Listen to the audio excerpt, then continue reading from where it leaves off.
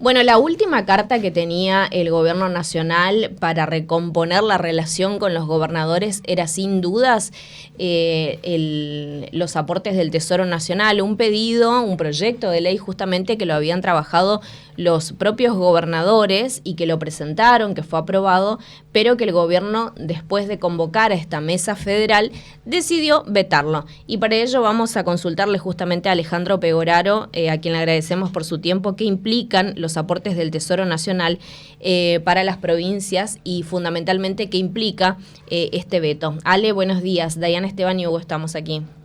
Hola chicos, buenos días para todos, ¿cómo están? Muy bien, muy bien.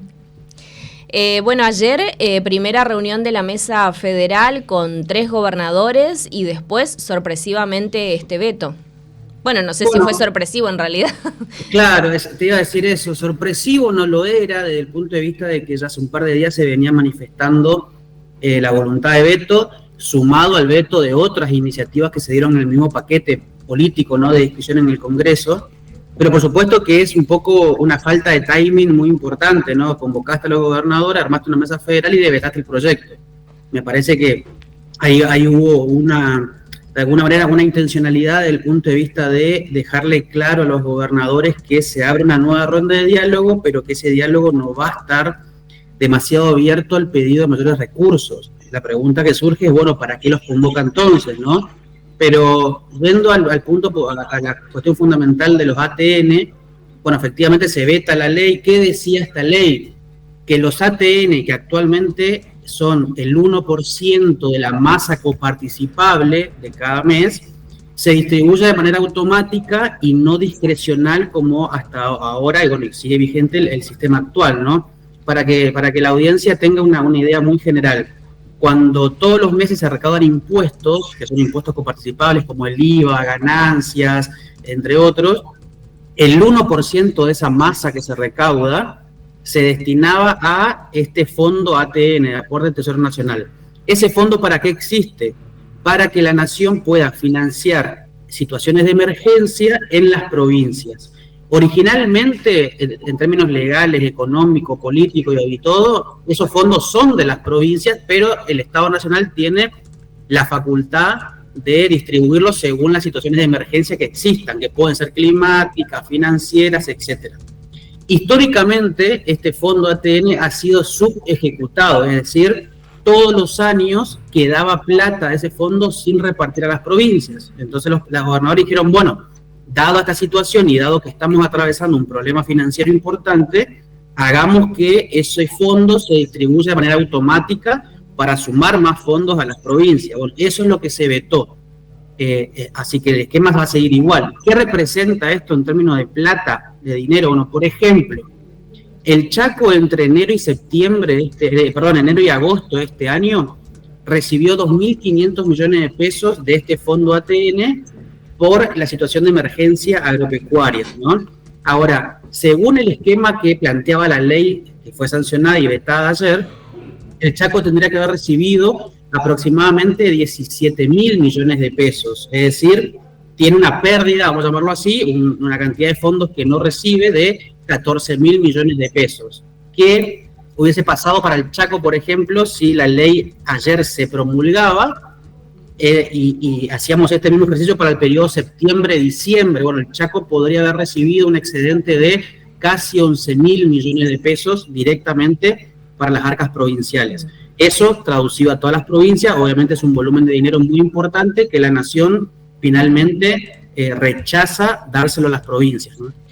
Ahí está un poco, no sé, un poco la pregunta, Ale, quizá no me lo puedas responder, pero digo, se están guardando los aportes del Tesoro Nacional para situaciones de emergencia. Cuando hubo una emergencia por inundaciones, el gobierno nacional no quiso aprobar justamente ese reparto para Bahía Blanca.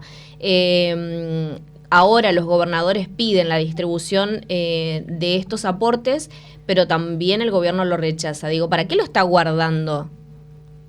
Bueno, está buena la pregunta porque de hecho cuando vos mirás los considerandos del veto, parece que es una cargada para los gobernadores, ¿no? Porque manifiestan esto que vos decías. Dice, no podemos promulgar esta ley porque el Estado Nacional se va a quedar sin fondos para atender las eventuales emergencias que tengan las provincias. Ahora, pensemos el caso de Bahía Blanca que vos mencionabas. Cuando sucedió lo de Bahía Blanca, desde la provincia y el municipio estimaban que la reconstrucción más urgente que había que hacer tenía una inversión de aproximadamente 30.000 millones de pesos en el corto plazo. Esa plata estaba en el fondo ATN, pero el gobierno decidió darle únicamente 10.000 millones de pesos, teniendo un excedente de ese fondo muy importante. No es que no había más plata, había muchísima plata en ese fondo, pero decidió darle solamente ese monto. Entonces, en los considerando en el veto, digo, son casi una cargada porque cuando pasaron emergencias, el Estado Nacional o no financió o financió solamente una parte teniendo el dinero. Ahora, ¿por qué se lo queda, como vos planteabas? Básicamente porque es un fondo que ayuda a sostener el equilibrio fiscal. Si vos tenés una cantidad de dinero que recaudaste, más allá de que tenga una asignación específica, no lo gastaste, naturalmente eso colabora con fortalecer el superávit fiscal que todos los meses el gobierno promociona. Pero es de vuelta, como lo hablamos varias veces, ¿no? Es un superávit que está sustentado, primero, en el ajuste del gasto público y en segundo lugar, en quedarse con recursos que tienen un uso específico, como ser, en este caso, emergencias a las provincias, que, ojo, cuando hablamos de emergencia no es únicamente una inundación o un incendio, claro, también son desequilibrios financieros. Por ejemplo, una provincia que está con sus cuentas públicas muy ahogadas porque cayeron los recursos por coparticipación, porque cayó su recaudación propia, se le creció mucho el gasto por algo en particular, también puede apelar a la emergencia financiera. Bueno, aún así tampoco el dinero se está trasladando a las provincias.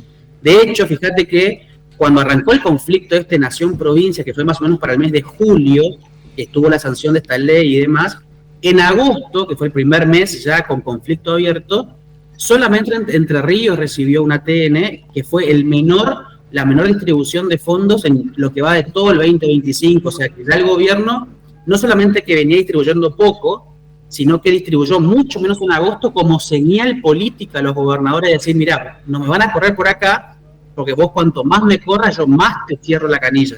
Entonces, al final del día, recrudece el conflicto. A ver, Ale, ayúdame a entender, hacémelo fácil como vos lo hacés siempre, porque no me queda claro, y también para el señor que está del otro lado, ¿en qué va a afectar a nuestra provincia que no cobremos los ATNs, que no mande el gobierno nacional los ATNs? ¿En qué nos afecta básicamente? No sé, ¿en qué cosas? A ver. Afecta porque vos tenés tus cuentas públicas muy comprometidas. Te hago un paralelismo. A ver. Si vos en tu casa tenés un ingreso mensual por tu trabajo, por lo que sea, que está siendo cada vez menor, que no te alcanza para cubrir tus costos fijos, que a su vez crecieron, y que entonces estás en una situación financiera con desequilibrio, porque no te estás cerrando las cuentas de tu casa, entonces vos estás peleando por ingresos excedentes. Entonces vos vas y le decís a tu jefe, escuchá, la empresa tiene un fondito ahí reservado para las emergencias de los trabajadores, dámelo, porque estoy en emergencia. Y él te dice, no, porque vamos a comprometer las cuentas de la empresa. Ahora, vos necesitas ese dinero. Para el Chaco, puntualmente hablando, las cuentas están en una situación bastante problemática porque los recursos nacionales vienen muy debilitados, porque la actividad económica no se está recuperando de la manera que se pensaba y porque el gasto del Estado es de un volumen importante. Entonces vos necesitas recomponer ingresos, sumar nuevos ingresos a tus arcas para poder, entre otras cosas, desarrollar algún proyecto de obra pública, para poder mejorar salarios públicos, para poder llevar adelante programas de desarrollo o de asistencia social, digamos, para las situaciones más prioritarias de una gestión presupuestaria. El ATN es de libre disponibilidad, digamos, no es que viene para algo, en el proyecto de ley que fue vetado, no es que viene para financiar una cosa puntualmente, pero te sirve para todo esto justamente porque el Chaco, sobre todo, al igual que otras provincias también, necesitan recomponer recursos y no solamente estar dependiendo de los vaivenes de todos los meses que te llega un poquito más un mes, un poquito menos el otro y demás. O sea, tapar huecos sería. No es tapar huecos, es recomponer ingresos para vos poder llevar adelante. A ver, vamos de vuelta a tu casa, no es tapar el hueco para comprar la zapatilla que te falta, es para poder hacer una piecita más en tu casa, para poder hacer el revoque que te faltaba, para poder asfaltar tu vereda porque está con tierra, digamos, es desarrollo. Y es mejorar las condiciones de las cuentas públicas provinciales que tienden justamente a financiar cuestiones clave de desarrollo provincial. Repito, obra pública por un lado, podría ser salario público también, y otras cuestiones que hoy están atrasadas o que están pausadas porque no tienen los fondos para hacerlo. Ale, muchísimas gracias. Lo vamos a desarrollar mejor analizando párrafo por párrafo de este veto, si te parece, en la edición del Noti Central. Así estaremos. Bien, gracias. Hasta luego. Gracias a ustedes. Alejandro Pegoraro, nuestro columnista de economía, hablando acerca del veto a los aportes del Tesoro Nacional que ha firmado en la jornada del día de ayer el Gobierno Nacional, después de haber convocado a una mesa federal a 3 de los gobernadores en principio, y este veto que sin dudas viene a afectar y a recrudecer, como bien decía Alejandro, el conflicto entre las provincias. Hoy habrá novedades también importantes porque los gobernadores que integran el espacio que han conformado bajo el nombre Provincias Unidas van a hablar de este tema sin dudas, y vamos a ver qué sucede y qué ocurre.